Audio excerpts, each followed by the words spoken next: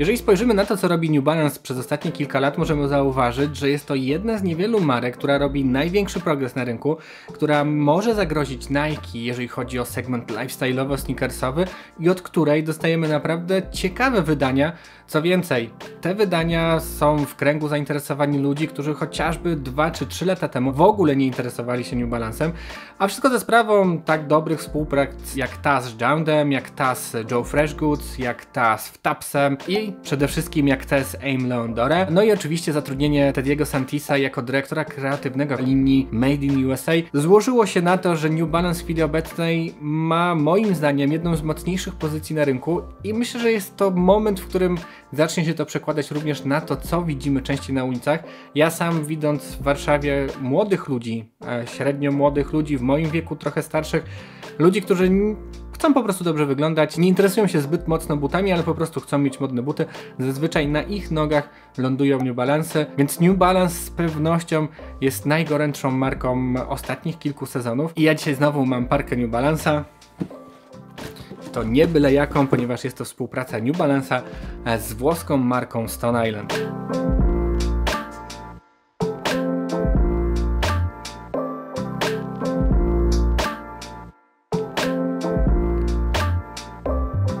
Model 574 we współpracy ze Stone Island na rynku pojawił się 16 lutego i pojawił się tylko i wyłącznie w sklepach Stone Island. Cena 150 euro i 150 euro jak za buta, który jest zwyczajnym butem, nie jest butem technicznym, jakimś mocno rozbudowanym, nie jest też butem, który wyprodukowany został w Wielkiej Brytanii czy też w Stanach. Jest to produkt produkcji chińskiej, a właściwie, jak mówi nam to pudełko, raczej produkcji wietnamskiej. Jest to całkiem wysoka cena jak na tego typu produkt. Zanim do niego przejdziemy jednak po kolei, najpierw obejrzymy sobie pudełko. Na wieczku duże logo Stone Island, ikona. Jest to fajnej jakości, wszystko jest fajnej jakości. Karton jest mega sztywny, twardy. Widać, że nie jest to po prostu taki zwykły karton. Poza tym, co znajdziemy na pudełku? Na pudełku znajdziemy masy naklejek. Poza tym, żebyśmy zobaczyli, jaki rozmiar mamy. Mamy tu masę innych informacji. Niekoniecznie chyba potrzebnych. Wszystko estetyczne, czarne, bez żadnych dodatków. Jak to na Stone Island w ogóle przystało? I właśnie, jeżeli tu jesteście, oglądacie mnie trochę dłużej, doskonale znacie markę Stone Island. Jeżeli nie, to teraz dosłownie kilka najważniejszych informacji o tej marce. A jeżeli chcecie więcej dowiedzieć się o marce Stone Island, w opisie tego filmu znajdziecie linki do pozostałych nagrań, właśnie gdzie pojawia się historia tej marki. Stone Island powstało w 1982 roku. Założycielem marki jest Massimo Osti, który również założył markę CP Company. Marka stawia na funkcjonalność i na nowoczesność swoich materiałów. Dodatkowo kroje produktów Stone Island, poza tymi bardzo prostymi, znajdziemy również produkty, które odbiegają od tego nieco i są dużo bardziej funkcjonalne, przez co wyglądają bardziej futurystycznie. Wspomniane materiały to jedna z najważniejszych rzeczy dla marki Stone Island. Od 1989 roku mają swoje własne biuro innowacyjności, biuro, które testuje i wymyśla nowe rodzaje materiałów. To właśnie tam wymyślane są nowe, autorskie materiały oraz procesy, które mogą zachodzić właśnie na tych materiałach, bo Stone Island słynie na przykład z tego, że często materiały kurtek bądź spodni zmieniają swoje kolory pod wpływem temperatury otoczenia. Pierwsze produkty Stone Island to seria 7 kurtek wykonanych z materiału Tella Stella, które zazwyczaj były wykorzystywane nie do produkcji odzieży, ale do produkcji blandek dla samochodów wojskowych. Materiał ten charakteryzuje się tym, że nie przepuszcza wody i jest bardzo wytrzymały. I tak wojskowe oraz żeglarskie inspiracje spowodowały, że Stone Island jest tą marką, z jaką mamy do czynienia dzisiaj, że w logo tej marki znajdziemy właśnie kompas.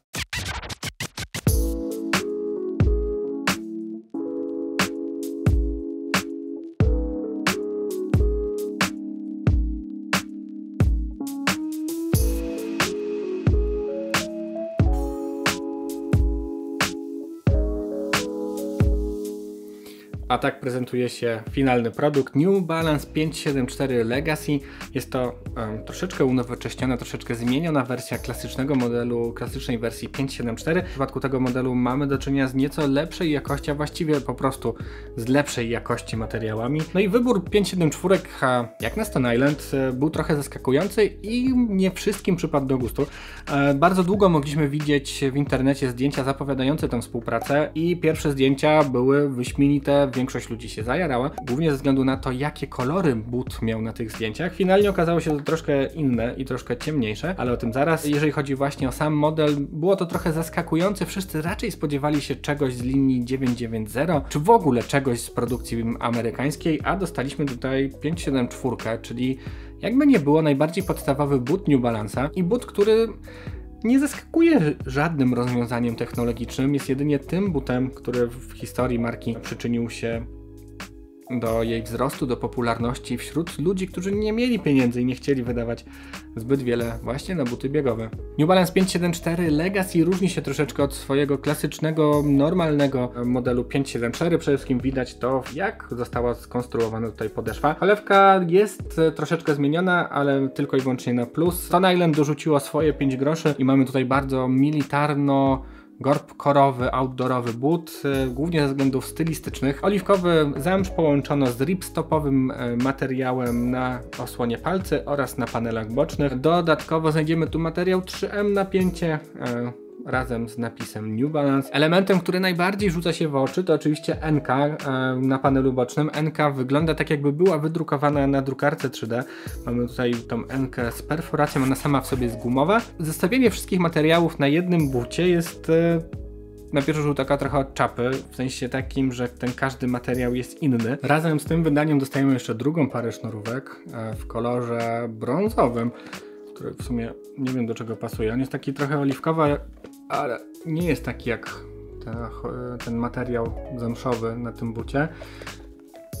Więc ja ogólnie rzadko kiedy używam dodatkowych sznurówek. Zazwyczaj zostawiam te, które są wplecione oryginalnie. Dodatkowo, co my tu mamy? Produkt, informacja o tym, że produkt został w 50% wykonany z materiału z recyklingu. Zawiera 3% materiału bio, bądź 5% materiału z recyklingu. Nie za dużo. Z drugiej strony trochę zabawne, że trzeba takimi rzeczami się chwalić, bo to nie są jakieś duże ilości.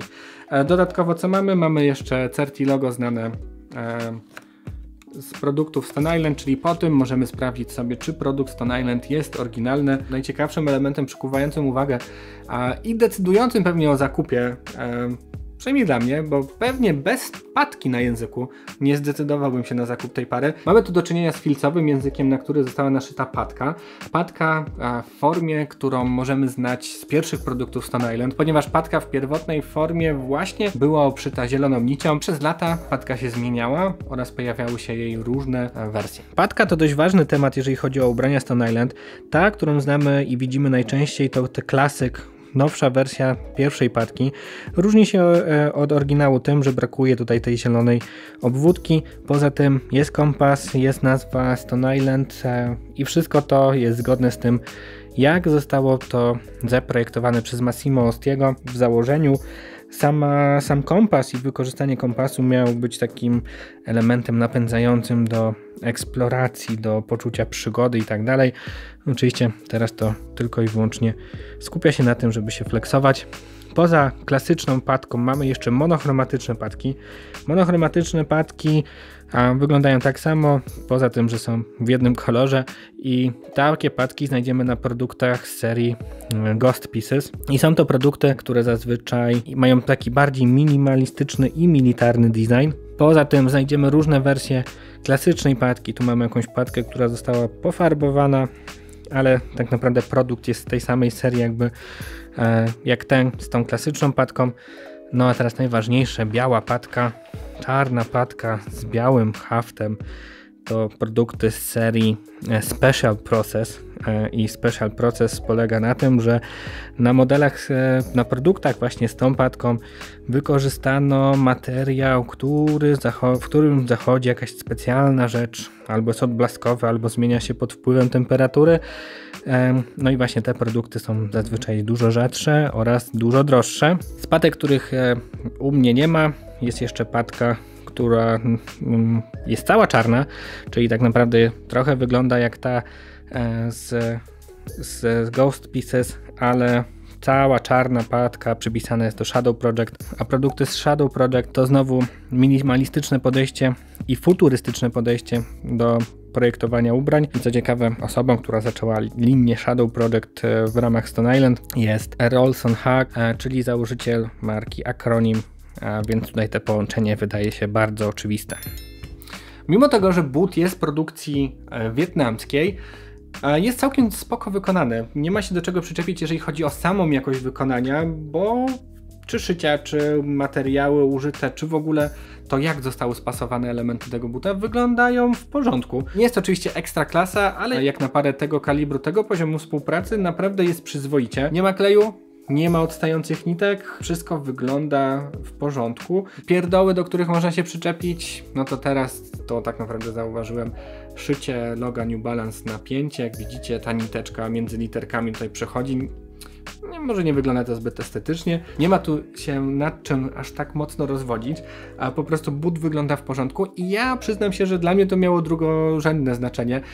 Gdy zobaczyłem, że ta współpraca dojdzie do skutku i gdy zobaczyłem pierwsze właśnie zapowiedzi tego modelu, stwierdziłem, że muszę to mieć, ponieważ współprace ze Stone Island, jeżeli chodzi o buty, są mega rzadkie, nie zdarza się to zbyt często i do tej pory w historii naprawdę było ich tylko kilka. Do końca 2020 roku Stone Island współpracowało jedynie z 4 dużymi markami, w ramach których współprac stworzyła swoje interpretacje znanych modeli. I tak zaczęło się to wszystko w 2009 roku z Adidasem, w ramach której współpracy powstały modele Adidasów Samba. Jakikolwiek model z tej współpracy w chwili obecnej jest nie do kupienia, obojętnie jeżeli gdzieś się pojawia na aukcjach, to są ceny zazwyczaj od 2 do 4 tysięcy złotych za parę. Z tego co pamiętam, 2 modele z tych Samp miały dość specyficzne przeszycia na językach, a właściwie elementy chroniące te języki i nie wyglądało to standardowo, przez co wyglądało troszeczkę dziwnie, ale miało swoich zwolenników.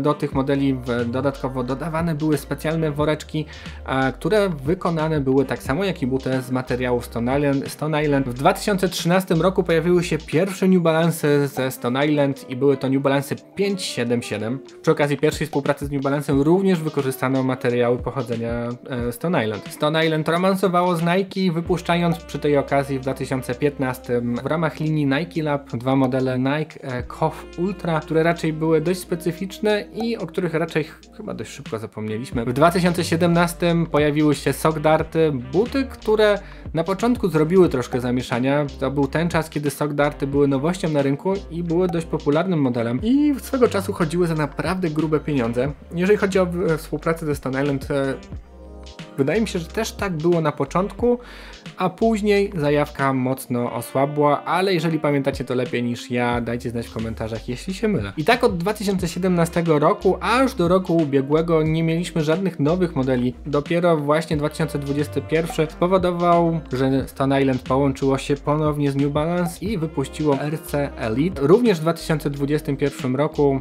w ramach tej większej współpracy z New Balance dostaliśmy też korki oraz trykot piłkarski. W ramach tej współpracy jako model pojawił się angielski pomocnik Raheem Sterling, który gra dla reprezentacji Anglii oraz dla zespołu Chelsea. Czy jestem jakoś w stanie podsumować to wydanie?